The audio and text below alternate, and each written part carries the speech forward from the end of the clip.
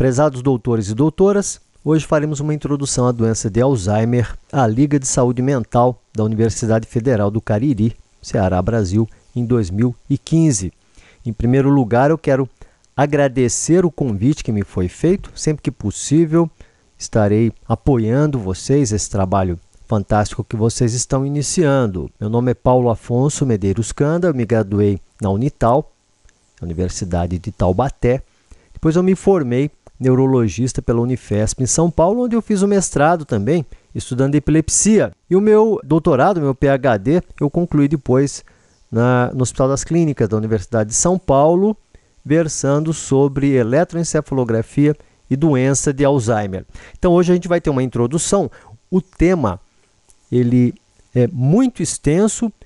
Eu espero que eu possa resumir alguns tópicos interessantes, alguns tópicos importantes para vocês que estão se iniciando na área. Vamos lá, então. Primeiro, antes da gente discutir Alzheimer, vamos entender o que é demência. Demência é um termo usado para que nós possamos descrever vários sintomas de declínio cognitivo. Quais seriam esses sintomas? Esquecimento, distúrbios de atenção, incapacidade de realizar e se organizar para realizar algumas tarefas, mas por si só, essas alterações, elas não carregam um diagnóstico clínico. Nós devemos também fazer um diagnóstico etiológico, porque nós temos vários tipos diferentes de demências. Ela se caracteriza por uma alteração, uma perda cognitiva, uma perda de cognição. Mas o que é cognição? Cognição, pessoal, é o conjunto de todas essas habilidades, processos mentais relacionadas ao conhecimento. Como eu já disse, atenção, memória de trabalho, capacidade nossa de julgamento e avaliação, raciocínio, a computação que nós fazemos, que a nossa mente realiza para a solução de problemas e a tomada de decisões. Nossa capacidade de compreender o mundo que nos cerca e a nossa condição de produzir uma linguagem. Seriam algumas facetas dos nossos processos cognitivos, mas a cognição, a gente poderia se estender aqui longamente só discutindo o que é isso, porque existem definições para cognição filosóficas, existem definições voltadas mais para a computação, voltadas mais para as neurociências, que é o nosso caso aqui. Enfim, a gente poderia ficar horas discutindo isso aqui, mas para que a gente possa trabalhar hoje na nossa discussão, esse conceito já nos ajuda bem. Essa cognição, essa capacidade nossa de processamento do mundo, das informações a respeito do mundo que nos cerca, ela pode ser consciente e inconsciente. É por isso que você, às vezes, tem um insight. As mulheres são muito boas nesse quesito de intuição, né? Porque elas têm um processamento muito bom do hemisfério cerebral direito, enquanto o homem ele é mais objetivo, ele tem talvez uma capacidade de processamento mais voltada para o hemisfério cerebral esquerdo, que é mais matemático, que é mais objetivo. E a mulher ela é mais intuitiva, ela consegue ver coisas às vezes que a gente não consegue. Esses processos cognitivos eles utilizam o conhecimento que nós temos prévios para gerar novos conhecimentos. Isso é um ponto que nos diferencia muito, né, dos animais inferiores. Os animais também têm essa capacidade, mas com uma característica muito mais limitada que a nossa. Por exemplo, o estudo do córtex visual nos mostrou muito da nossa capacidade cognitiva. Quando você falar de estudo de córtex visual, você vai pensar nesses dois pesquisadores sempre, Wiesel e Hubble. Wiesel e Hubble. Hubble e Wiesel, eles são famosíssimos na área de estudo das funções corticais no que concerne ao estudo da atividade visual. Tanto que eles ganharam, né, o Prêmio Nobel de Física e Medicina por esses estudos de área visual no córtex cerebral. Então nós aprendemos muito com esses dois pesquisadores. Sempre que vocês forem estudar córtex visual, vão surgir o nome desses dois pesquisadores. Para a gente ver como funciona o nosso córtex.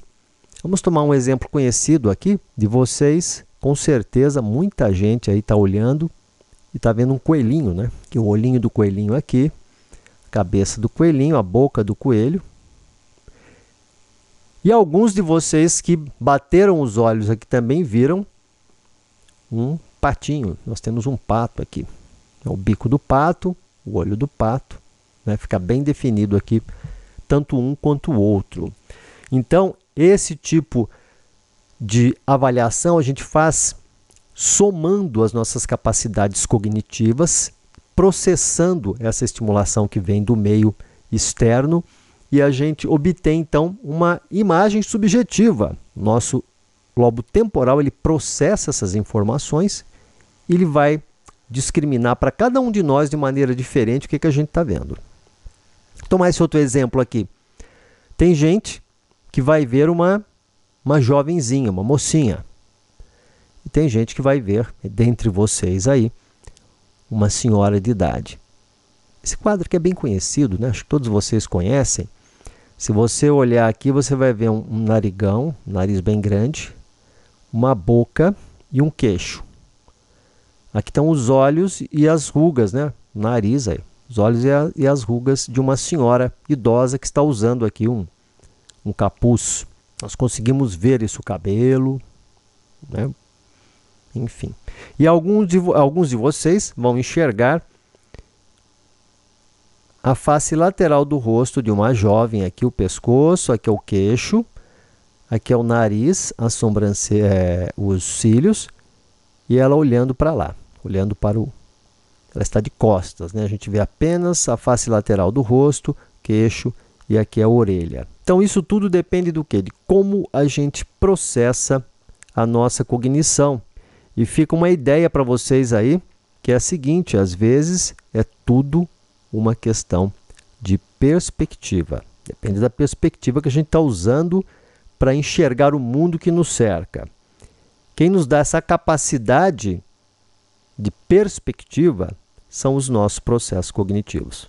Mas a pergunta que fica para a gente é: o que é memória? Existem vários conceitos que a gente poderia usar para definir memória, mas a gente pode dizer aqui que memória é a função mental que permite reter informações, que permite com que a gente aprenda.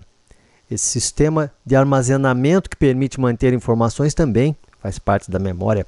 Capacidade de evocar, não é? De se lembrar, de recordar as informações retidas também é memória. Se nós não tivéssemos memória, nós estaríamos sempre iniciando a aprendizagem de novo, porque elas não se consolidariam, não é? Elas não seriam nunca aprendidas. São essas aprendizagens que nós mantemos na memória que vão suportando novas aprendizagens e assim por diante. Esse paciente aqui é muito famoso. Ele é conhecido na literatura como HM ou HM.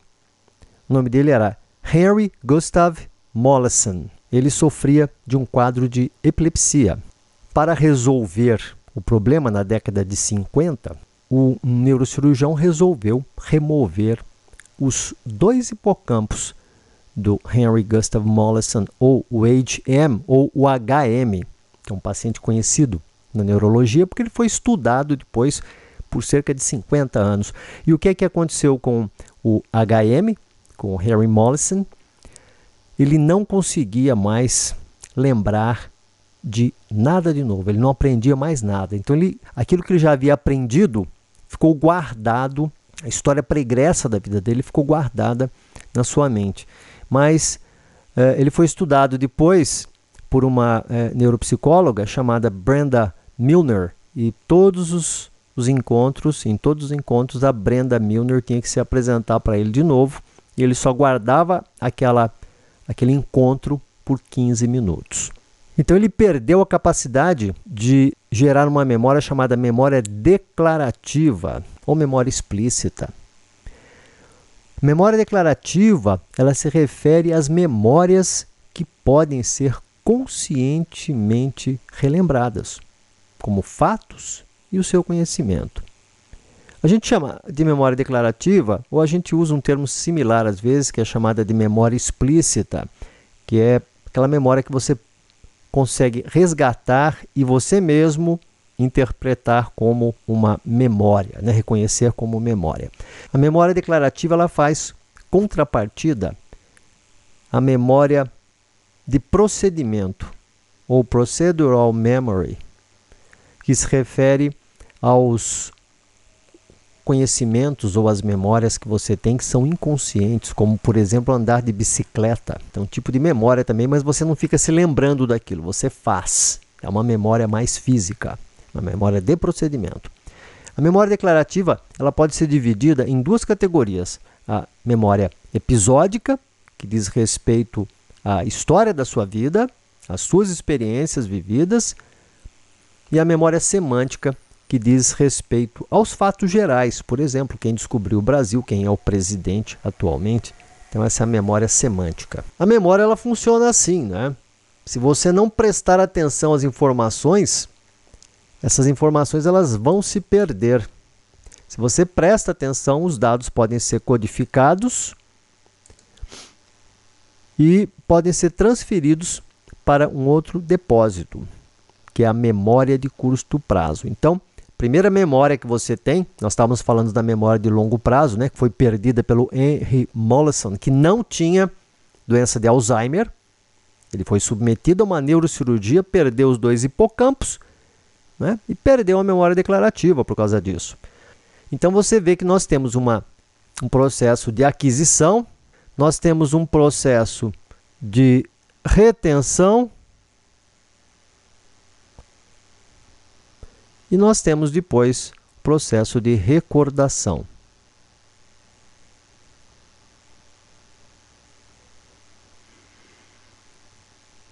Que são processos diferentes e que se complementam. Essa fase de retenção, ela se caracteriza por conservação dos conteúdos por períodos de tempo diferentes. Podem variar dependendo qual utilização você vai dar para aquela memória. E a recordação, ou fase de recuperação, evocação, ou fase de evocação dos conteúdos que adquirimos, né, e que nós retivemos. Além da memória sensorial, nós temos então a memória de curto prazo, que seria uma segunda etapa aqui. E depois nós temos a memória de longo prazo. Longo prazo. Como nós vimos, declarativa e não declarativa. A memória sensorial é um tipo de memória que tem origem nos órgãos dos sentidos.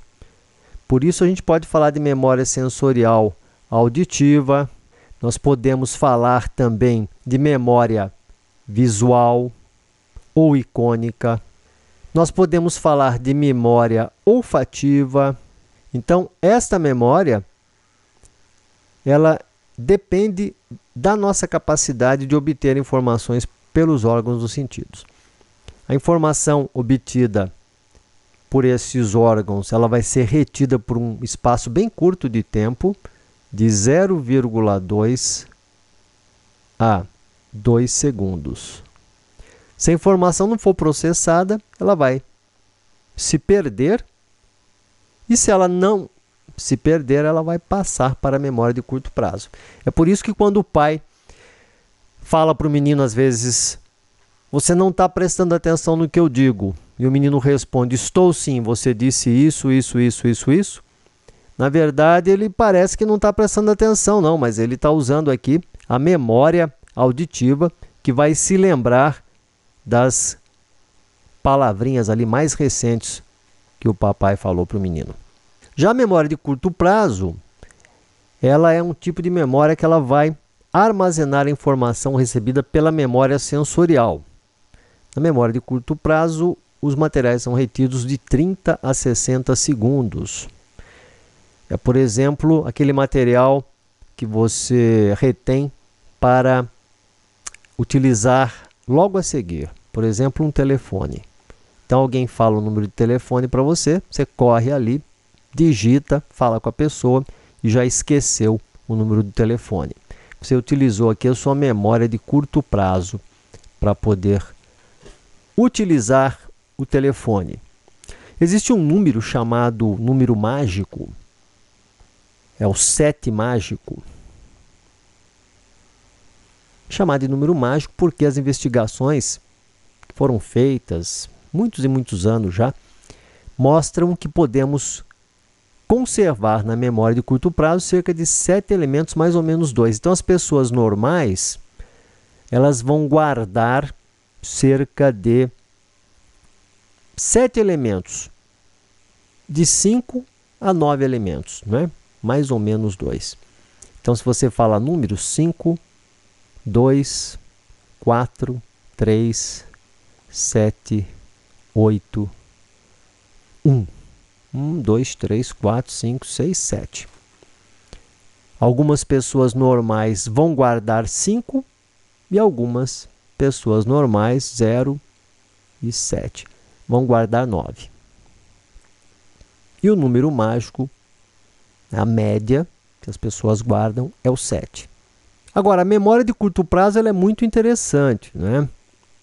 Esta capacidade da memória de curto prazo ela pode ser aumentada. Se você, por exemplo, associar os itens em grupos. Por isso, se eu falo, guarda esse número, 5512435222487, você vai ter dificuldade. Mas se eu falar para você, guarde o número 551 243 522 487. 551 243 522 487. Você vai ver que é muito mais fácil. E você pode agrupar também de maneira que se torne mais coerente para você. 2 5, né? 5, 5. 1, 2, 3, 4, mas não é 1, 2, 3, 4, é 1, 2, 4, 3.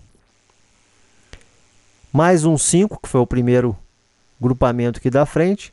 2, 2, você pode dizer que é fácil. 4, dobro de 4. E o dobro de 4 menos 1.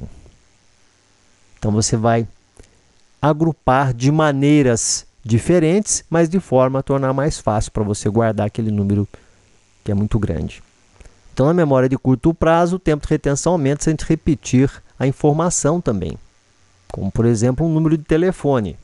Essa memória de curto prazo também é chamada de memória de trabalho, que é a que a gente usa, né, para o cotidiano, para fazer as nossas atividades. O que é que eu vou fazer agora? Como é que eu faço? Né? Memória de trabalho, memória operacional, memória ativa. Os dados da memória de curto prazo, quando processados, passam para a memória de longo prazo. Para que as informações fiquem armazenadas nessa memória, é preciso que ela seja repetida e codificada. Por isso, pessoal, quando vocês forem estudar, vocês têm que estar sempre repetindo, sempre estudando, repetindo. A melhor maneira de aprender, como eu estou aprendendo aqui agora com vocês, é você preparando umas aulinhas, preparando os PowerPoints, ministrando essas discussões, essas aulinhas. Cada um prepara uma aulinha, cada um faz uma discussão.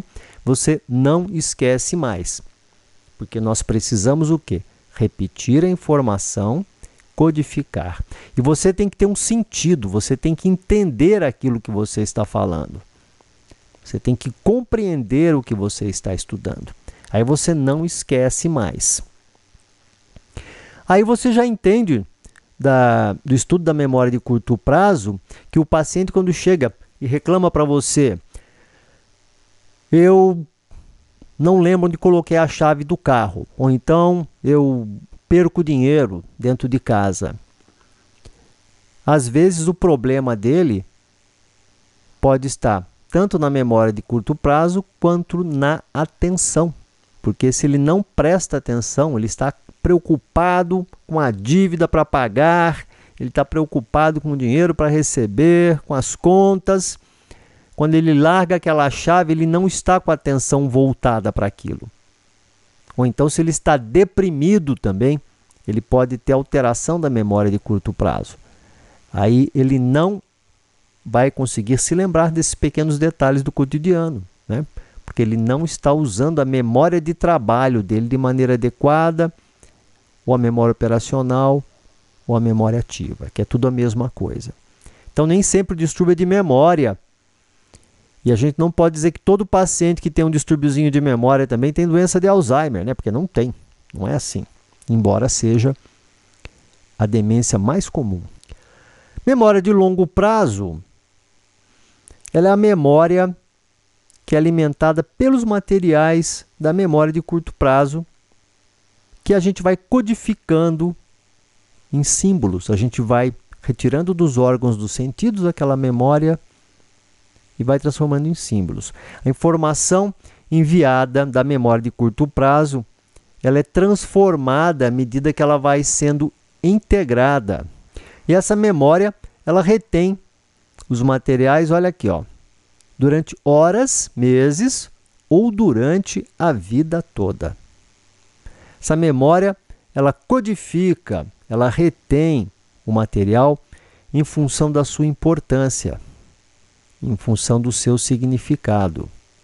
Então, o material tem que ter um valor para a gente, de certa forma, afetivo, para que a gente guarde aquele material de maneira adequada. Então, por isso que você tem que ter o quê? Significado naquilo que você estuda, ou você tem que colocar significado naquilo que você está realizando. Você tem que estar também, você orienta o paciente o seguinte, eles têm que estar presente. Procurar estar presente no momento que ele está vivendo. Muitas vezes a pessoa está com a cabeça lá na frente, está preocupada com outros eventos e aí a memória começa a falhar. Como eu comentei com vocês, memória de longo prazo é memória declarativa, né, que pode ser dividida em episódica e semântica, e a memória não declarativa ou procedural, né, do inglês, ou procedimental. Vamos fazer assim um esqueminha para a gente entender, né? Nós temos aqui a informação sensorial, a informação que vem pelos órgãos dos sentidos. Essa informação, ela vai para a memória sensorial. Se você não prestar atenção, essa informação ela é perdida. Se você usar a atenção, essa memória vai ser alocada para a memória de curto prazo. E aí a gente vai repetindo, repetindo, repetindo, e você transfere, você codifica essa memória para a memória de longo prazo. Se você não repete a informação, você perde também essa informação. Ela é perdida, né? Essa memória de longo prazo, ela tende a persistir por toda a vida, mas em algumas ocasiões, se você não repete, você acaba também esquecendo. Isso aí se perde na penumbra do tempo. Nós poderíamos continuar resumindo ainda da seguinte forma, né? A gente poderia fazer um quadrinho assim, né? Memória sensorial, para vocês terem na memória. Memória de curto prazo, memória de longo prazo. Tempo de armazenamento dessa memória aqui, o ΔT de armazenamento da sensorial, 0,2 a 2 segundos. É bem curtinho. Aqui na memória de curto prazo, 30 a 60 segundos. É o tempo que você vai ter para trabalhar com essa memória. Essa aqui é por longos períodos, né? Pode ser horas, a vida toda. Pode ser de horas até a vida toda. Atenção, para esse tipo de memória que você não precisa de quase nenhuma, atenção você precisa de pouco. Aqui você vai precisar de alguma atenção. E aqui você vai precisar utilizar bastante a sua atenção para que você possa estar sempre trabalhando aquele material que não será esquecido. Capacidade dessa memória, ela é limitada aos órgãos do sentido. Capacidade dessa memória, que é o 7 mágico, né? Mais ou menos 2. Opa! Mais ou menos 2. É o 7 mágico. E a capacidade da memória de longo prazo considera-se hoje ilimitada. Na verdade, não deve ser assim, né? Mas a gente considera que ela é ilimitada. A gente poderia citar aqui, quando você vê alguma coisa, a gente pede para você recordar. Nós estamos usando logo a seguir, né, a memória sensorial. Você vê um quadro e a pessoa fala o que é que determinada pessoa no quadro segurava naquele instante. Se você for responder logo a seguir, está usando a memória sensorial. Você olha na lista telefônica e vai usar o telefone. Então, a memória de curto prazo.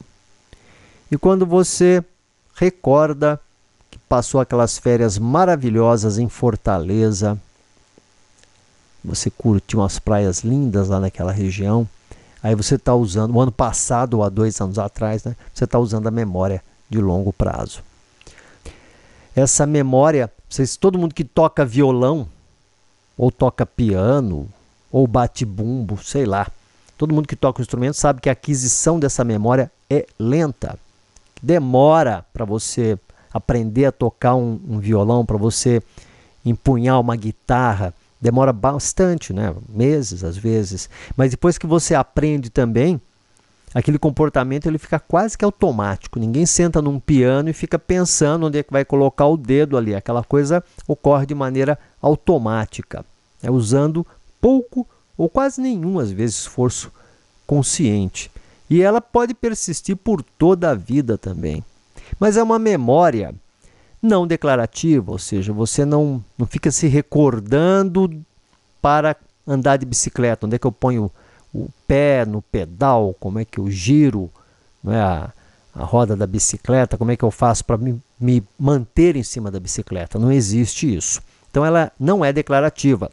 Essa memória de procedimento, como eu estou falando, né, é constituída por essas atividades aqui.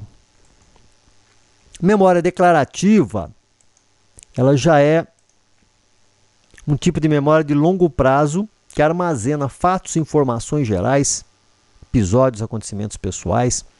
Os conteúdos mnésicos da memória declarativa, eles vão sendo reatualizados. Você vai olhando para aquelas fotografias antigas e você vai se relembrando do ocorrido, ou pior ainda, né? Você vai recriando o ocorrido. Então, por isso é que às vezes é muito perigoso você algumas declarações que testemunhas fazem, por exemplo, no tribunal do júri, porque a pessoa ela pode estar recriando memórias. Existe essa tendência aqui da construção. Existe uma tendência que a reconstrução do material ocorra e que muitas vezes ela não seja fiel aos fatos. Então você começa a ouvir uma história, por exemplo, de como é que ocorreu o crime. Você vê aquilo no jornal, você vê aquilo na TV, você ouve no rádio, às vezes, na internet, e o que acontece? Você é uma testemunha. Então você começa a recriar a história baseado no que você lê no jornal, no que você ouve na televisão. Então você pode colocar, às vezes, a pessoa em apuros porque existe essa false memory. False memory.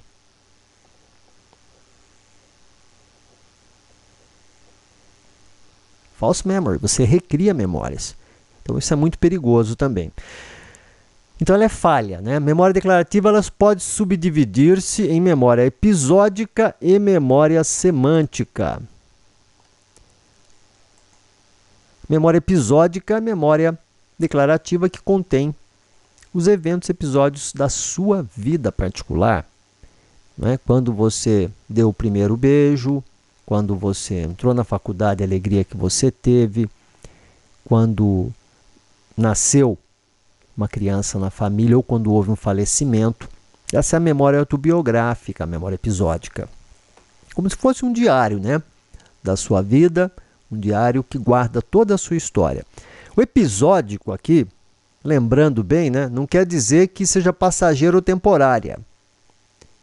Não é? Porque ela vai gravar episódios da nossa vida. É por isso que tem esse nome. De maneira mais ou menos perfeita, e aquilo vai ficar guardado no cabedal da nossa história pessoal, né? Memória semântica é essa subdivisão da memória declarativa especializada no armazenamento de conhecimento geral. Enquanto a memória episódica é uma espécie de diário mental autobiográfico, essa semântica ela vai nos dar fatos gerais da vida. Ela é como se fosse uma enciclopédia. Quem é o presidente do Brasil, quem foi, em que época, quem descobriu o Brasil, etc. Né? Onde eu estava em determinada época, em determinado momento. Ela armazena, então, conhecimentos gerais. Essa memória semântica, você note bem, ela é diferente da memória episódica. Por quê? Ela nos dá esses fatos da vida diária, mas ela tem uma abstração em relação ao espaço e ao tempo. Por exemplo, a gente não sabe bem exatamente quando é que a gente soube que Pedro Álvares Cabral descobriu o Brasil. A gente sabe que foi no primeiro ciclo, mas a gente não sabe bem a data, o momento em que aquilo ocorreu. Então nós abstraímos essa informação da relação espaço-temporal. E ela cai num cadinho lá em que nós temos todas essas informações gerais. Ela inclui os conhecimentos gerais, né? Nomes, definições, conceitos, ideias, fatos. Você não está preocupado ou você não se lembra bem quando você aprendeu a palavra casa. Ou você não se lembra bem quando você descobriu o que é um automóvel. Mas você tem esses conceitos dentro da sua memória semântica. Agora que nós já discutimos en passant o que é memória, que é uma das funções cognitivas, poderíamos discutir várias aqui, nós vamos falar um pouco sobre o idoso. Associação Internacional de Gerontologia considera idosa a pessoa com mais de 65 anos de idade.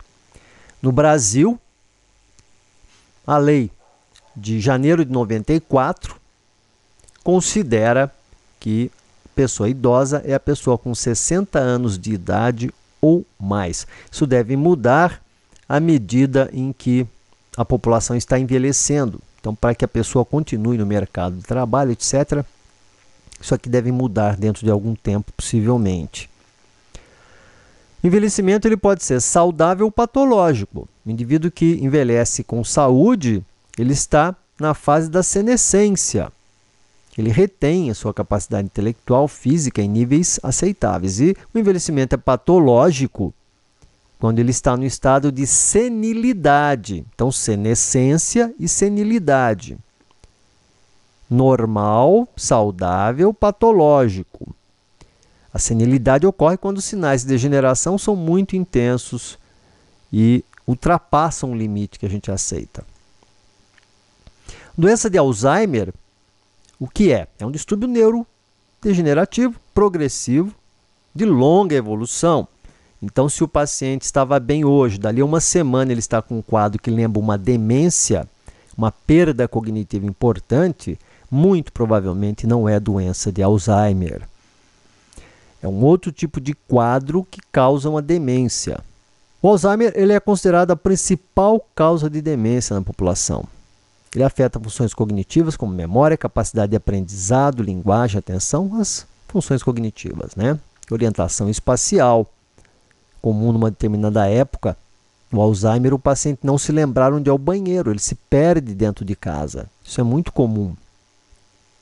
E você veja que não é só uma perda de orientação espacial.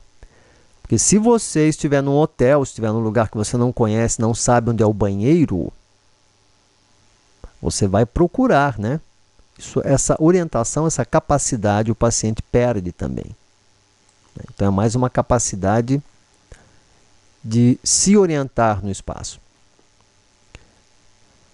No Brasil, a população de idosos hoje é de aproximadamente uns 22 milhões, né? Em 2022, 23 milhões. Em 2009 era 21. Estima-se que 1,4 milhões desses idosos apresentem quadro de demência. É muita gente. Então, distribuída no Brasil todo. A incidência e a prevalência vai aumentando com a idade, e aí vai depender muito do trabalho que você está estudando. Então, alguns trabalhos dizem que dobra a cada década, depois dos 65 anos de idade, a prevalência. Outros trabalhos dizem que a doença de Alzheimer é a causa mais comum de demência em pessoas de 65 anos de idade ou mais. Afeta 10% das pessoas com idade superior a 65 anos e 50% das pessoas com idade acima de 85 anos de idade. Outras vezes vocês vão ouvir assim, né? De 70 a 80 anos é um paciente em cada 10. Acima de 80 anos é um paciente em cada 4. Então isso aí vai variar muito, vocês sabem disso, vocês escrevem. Vai variar muito dependendo do trabalho que você lê, da estatística. Dá uma olhadinha nas partes do cérebro. Os hemisférios cerebrais, isso aqui é rapidamente, né? Onde nós temos o córtex cerebral. É aqui que toda a informação sensorial ela é recebida do mundo exterior, ela é codificada aqui. O que a gente pode falar dele, né? Controla os movimentos voluntários, regula o pensamento consciente, a atividade mental. O cérebro tem 1,5 kg mais ou menos, 1,4 kg. Você vai ter aí no córtex, no hemisfério cerebral, aliás, né? 85% do peso do cérebro. Eles são conectados pelo corpo caloso, onde você vai ter as fibras passando por ali, as fibras de associação interhemisférica. E a sua camada mais superficial é o córtex, né, onde está a nossa consciência. Aqui nós temos o hipocampo, né, que está muito relacionado à fisiopatologia das epilepsias. Por isso é que o Henry Mollison ele foi submetido a essa retirada dos hipocampos bilateralmente, né? Só que é onde, o hipocampo também é a região por onde as memórias de curto prazo vão entrar no circuito das memórias de longo prazo, de longa duração. É aqui que as memórias de curto prazo são convertidas em memória de longo prazo. Então a retirada bilateral dos hipocampos causou uma demência cirúrgica no Henry Mollison, né? Realmente ficou com uma espécie particular de demência, não Alzheimer. O tálamo, toda a informação sensorial, límbica, dor, tudo isso é distribuído para o córtex cerebral através do tálamo. Interessante notar que só a informação olfatória ela é distribuída diretamente para o córtex sem passar pelo tálamo. É por isso que às vezes o sujeito ele está desmaiado, né? E você vai lá, oferece alguma substância desagradável para ele sentir o cheiro, né? E a pessoa desperta às vezes. É porque não existe essa passagem pelo tálamo, né? É direta. O hipotálamo, nós temos aqui, monitora e controla esse relógio biológico nosso interno, temperatura, pressão, etc, etc. Vocês estão vendo na neurofisiologia aí, em detalhes, não vou me alongar muito. E o sistema límbico controla as emoções, comportamento instintivo, né? Inclui o hipocampo, o sistema límbico inclui também partes do córtex cerebral. O sistema límbico também é fundamental para a consolidação das memórias, porque, como eu disse para você, o sistema límbico ele é o sistema do afeto. O sistema límbico é que dá o caráter afetivo à memória, que vai fazer com que você guarde a informação. Porque se você guardar toda a informação irrelevante que chega, em determinado momento a coisa fica muito confusa, né? Então você tem que ter um caráter afetivo na informação para que ela seja guardada. E o hipocampo, ele facilita, hipocampo aqui, ele vai facilitar essa associação entre essas várias partes do córtex. Por exemplo, você está numa festa e você ouve a música tocando, você ouve as vozes das pessoas, você vai que estão ali, né, se divertindo com você, e você vai criar então uma associação que, se não for importante, aquilo ali vai se perdendo ao longo do tempo, mas se você achar que aquele momento foi relevante na tua vida, aquilo vai ficar guardado, vai ser jogado para a memória de longo prazo, então. Isso aí vai depender desses fatores límbicos. As várias estruturas do sistema límbico que exercem influência no hipocampo e vice-versa, atuam também sobre o sistema, sobre o lobo temporal, fazem isso aí através do circuito hipocampal mamilotalâmico. É o trato, né? Hipocampal mamilotalâmico, ou também conhecido como circuito de Papez. Ele envolve hipocampo. O hipocampo se comunica com o hipotálamo. O hipotálamo ele vai preparar o organismo para a resposta, né, de fuga ou de luta. Vai preparar, vai aumentar a pressão arterial, vai aumentar o contingente de glicose no sangue, etc. O hipotálamo se comunica com o núcleo anterior do tálamo, esse aqui é o circuito de Papez, né? O núcleo anterior do tálamo tem ligação com o giro do cíngulo. O giro do cíngulo, ele vai criar o sentimento, vai criar a resposta afetiva, vai distribuir essa informação para o córtex, criando uma resposta afetiva, um sentimento em relação àquilo que está acontecendo. E o giro do cíngulo, novamente, tem contato com o hipocampo. Então, a gente fecha o circuito aqui de Papez. Veja que a integridade do córtex deve ser total para que você tenha um processamento cognitivo bom. Então, diferentes atividades mentais ocorrem em diferentes partes do cérebro. Tomografia por emissão de positrons, né? O PET, Positron Emission Tomography. Esses scans, eles podem medir essa atividade que a gente vê aqui em vermelho e amarelo. Então, audição de palavras, onde é feito aqui, olha, região superior do lobo temporal. Fala também, nós temos aqui pegando a região mais anterior e superior de lobo temporal, lobo frontal. Visualização de palavras, que pode pegar também mais aqui a região posterior e a região visual aqui no lobo occipital, além das regiões mais frontais. Então, nós temos que ter essa integridade total para que a cognição seja perfeita. Na doença de Alzheimer, nós temos duas características marcantes. Temos placas beta-amiloides, que são o quê? Depósitos de proteínas. Nós temos uma enzima que quebra a proteína precursora da amiloide. Se ela quebra essa proteína no local errado, nós temos a formação de placas de beta-amiloide no meio extracelular. Essas enzimas, elas atuam na APP e acortam em fragmentos de proteínas. Esses fragmentos formam esses enovelados, que são cruciais na formação dessas placas, também chamadas placas senis. Então, vão se formando aglomerados patológicos de placas de beta-amiloide extracelularmente, na região extracelular. Então, placas beta-amiloides. Eu quero ver com você agora, com vocês, como é que funciona essa enzima aqui, olha, cliva o beta-amiloide. Então,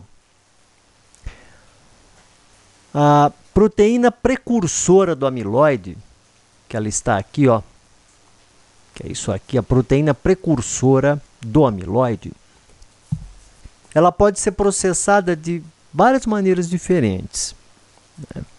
De um lado, você vai ter a formação das placas senis aqui, das placas amiloides, amiloidogênicas, né? As atividades amiloidogênicas que ocorrem. E do outro lado, você pode ter formação de substâncias ou proteínas não amiloidogênicas. 90% geralmente da APP entra nesse ciclo não amiloidogênico e 10% acaba gerando placas amiloides normalmente, mas essas razões elas podem mudar devido a mutações, alterações do meio ambiente e a própria idade do indivíduo, que é o fator de risco maior na formação das placas amiloide. Os produtos de clivagem dessas duas vias, eles têm papéis importantes no desenvolvimento e na função dos neurônios, tanto dessa via aqui, ó, não amiloidogênica, quanto da via amiloidogênica. Vamos ver primeiro aqui como é que é a via não amiloidogênica, um caminho que não produz a placa.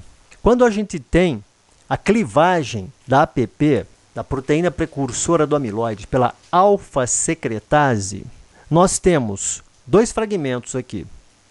Nós temos o fragmento SAPP-alfa, que é um fragmento solúvel, e a gente tem um fragmento terminal CTF-alfa. Esse fragmento aqui, o SAPP-alfa, ele pode estar envolvido em processos benéficos para as células do sistema nervoso. Sinatogênese, crescimento neural, sobrevivência neural. E esse segmento aqui, por isso, então, ele é considerado neuroprotetor. Aqui nós temos a proteína precursora do amiloide, dando origem a uma substância que é neuroprotetora. Esse segmento CTF-alfa, ele fica retido na membrana e ele é metabolizado, ou ele é, vamos dizer assim, fragmentado mais uma vez pela gama-secretase, uma outra enzima, que vai gerar aqui um segmento P3, que é solúvel, e também um outro segmento que fica retido na membrana celular. Esse segmento aqui, esse pedacinho aqui de polipeptídeo, a IC&D, ele está envolvido em sinalização nuclear, ele faz regulação transcripcional e ele também auxilia em transporte axonal, porque ele pode se ligar a uma série de proteínas diferentes. Então nós temos aqui uma série de processos que são benéficos ao organismo. Isso aqui é o normal que ocorre, como eu falei, já em 90% das vezes. Vamos falar agora um pouquinho da formação da placa, como é que ocorre. Quando a gente tem essa via aqui, a APP, ela é fragmentada por uma enzima diferente. Ela é fragmentada pela beta-secretase. Você ainda vai ter a formação de um fragmento solúvel, que é o SAPP-beta. Esse aqui ainda é solúvel. Você vai ter a formação de um outro fragmento que fica conectado à membrana celular, o CTF-beta. Só que você nota que esse segmento formado aqui ele é menor. Então, o corte é feito mais próximo aqui ao N-terminal do fragmento, né, do que quando ocorre a clivagem com a alfa-secretase. Então, esse fragmento é um pouquinho menor. E esse segmento aqui, o CTF-beta, ele fica maior, né, por causa disso. Ele é mais extenso, mais amplo que no caso da clivagem com a alfa-secretase. O que acontece? Quando você vai ter a clivagem aqui pela gama-secretase, esse segmento aqui que se forma, né? Segmento aqui é muito maior que o segmento P3. E é esse segmento justamente que vai formar a placa amiloide. Ele é insolúvel. E ele causa esse efeito deletério sobre os neurônios, sobre a função sináptica. No final, você tem aqui a célula neuronal, você tem a morte celular. Esse peptídeo aqui, ele vai sofrendo, então, polimerização e vai se agregando na formação das placas. São vários oligômeros, né, que se agregam, se polimerizam e você vai ter a formação das placas. Então, nós vimos a formação das placas senis, primeira característica histológica. A segunda seriam formação dos emaranhados neurofibrilares. Os neurônios, eles têm uma estrutura interna, né, de apoio. Você sabe que ele tem um esqueleto interno, em parte sustentado pelos microtúbulos. E na estrutura do microtúbulo você tem a proteína tau, que o estabiliza. Na DA você tem algumas mudanças que estão sendo estudadas ainda na proteína tau, que fazem com que os microtúbulos entrem em colapso. A proteína tau se agrega para formar, então, os emaranhados neurofibrilares. No Alzheimer nós temos, então, as placas senis, e temos os emaranhados neurofibrilares. Devido ao fato de você não ter um diagnóstico clínico de certeza, nós falamos que a pessoa tem doença de Alzheimer provável. Nós nunca falamos que é doença de Alzheimer com certeza, né? Nós só podemos ter certeza que a pessoa tem Alzheimer se nós estivermos diante de um estudo anatomopatológico da pessoa. Então nós falamos que é Alzheimer provável. Aqui está todo o processo, né? Nós vemos as placas amiloides, nós vemos aqui os emaranhados neurofibrilares, né? Proteína tal, etc.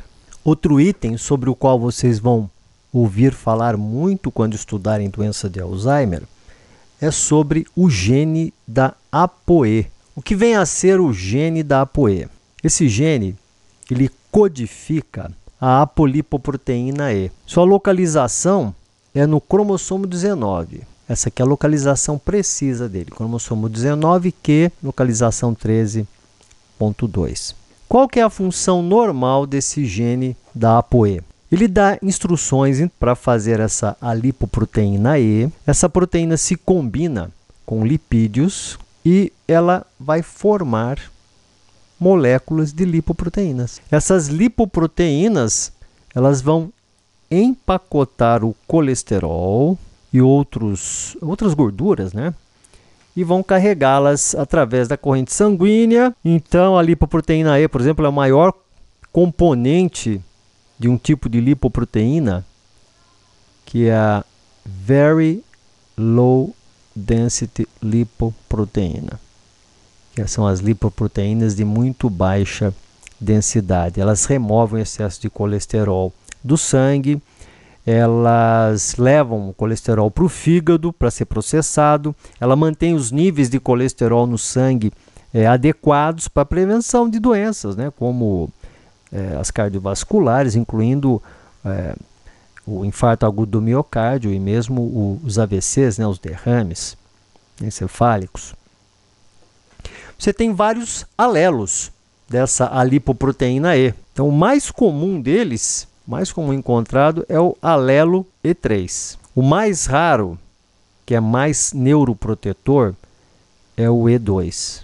E as pessoas que têm o alelo E4, elas ficam mais sujeitas à doença de Alzheimer. O alelo E3, então, mais comum na população, e o E4 predispõe a pessoa à doença de Alzheimer. Aquelas pessoas que têm um alelo só desse gene têm um risco aumentado. Se você tiver os dois alelos, você tem um risco muito maior de desenvolver a doença de Alzheimer. Então, pacientes que têm ApoE E4 têm um risco bem maior, e a doença também ela ocorre de maneira mais precoce e ela ocorre também com mais perda de memória. Isso aqui pode ser dosado, né? Mas hoje não existe o interesse clínico, é mais pesquisa, né, em você dosar isso.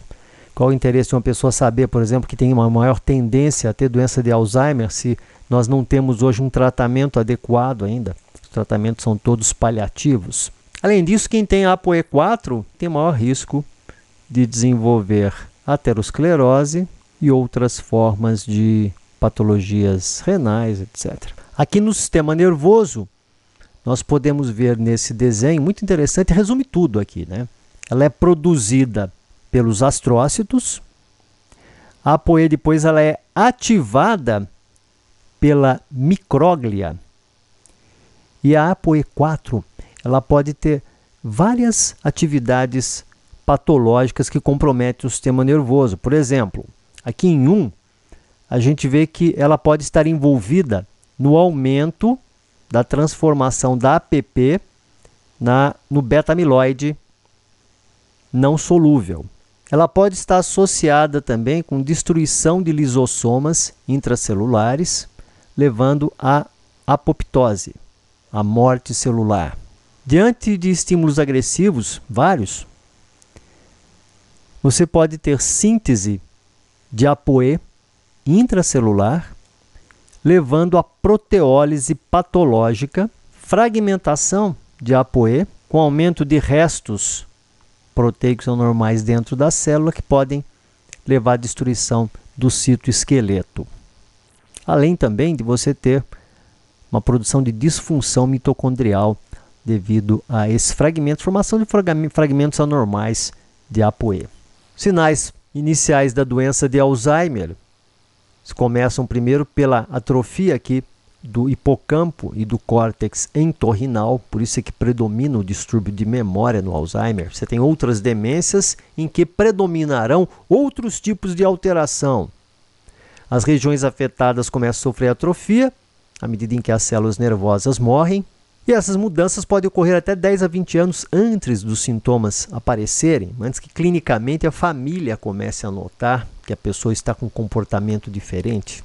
À medida em que a doença de Alzheimer se espalha pelo cérebro, que é o acúmulo de substâncias nocivas, atrofia cerebral, morte celular vai ocorrendo, o córtex começa a encolher, os neurônios vão se degenerando. Na DA leve, na DA provável, né, como eu falei para vocês, a gente sempre usa esse nome, provável. Leves podem incluir falhas de memória, dificuldade para manipular dinheiro, julgamento pobre, alteração de humor, aumento da ansiedade. O paciente começa a perceber que não está bem, ele pode ficar deprimido, né? Então você tem aí o aparecimento de comorbidades. Sinais moderados podem incluir, na piora progressiva de memória e confusão, problemas em reconhecer pessoas, dificuldade com linguagem, pensamento, inquietação, já no estágio moderado. Na DA grave, você vai ter uma grande atrofia cerebral e na evolução ela pode ficar mais confusa, com problema de reconhecer pessoas, dificuldade com a linguagem, pensamento, inquietação, agitação, desorientação espacial e a pessoa se torna repetitiva, é uma queixa comum dos familiares, ele está muito repetitivo. A doença grave, você tem uma atrofia cerebral muito grande, os pacientes ficam dependentes, ficam na cama, restritos. Os sintomas são, às vezes, convulsões, infecções de pele, formação de escaras, né, o gemer contínuo. Pode ter alterações de sono, tanto aumento quanto diminuição, perda do controle dos esfíncteres. E a morte geralmente vem a partir de pneumonia por aspiração ou outras doenças, mas o paciente pode permanecer vivo por muitos anos. Hoje nós frisamos mais a parte fisiopatológica da doença de Alzheimer. Temos uma pequena introdução falando de memória, depois pulamos para a fisiopatologia. Nós não atentamos para diagnóstico nem para a evolução específica da doença. Quero agradecer mais uma vez a Lisan pelo agradável convite. Foi uma honra estar com vocês e espero poder encontrar vocês numa próxima oportunidade. Muito obrigado a todos. Tenham uma excelente vida.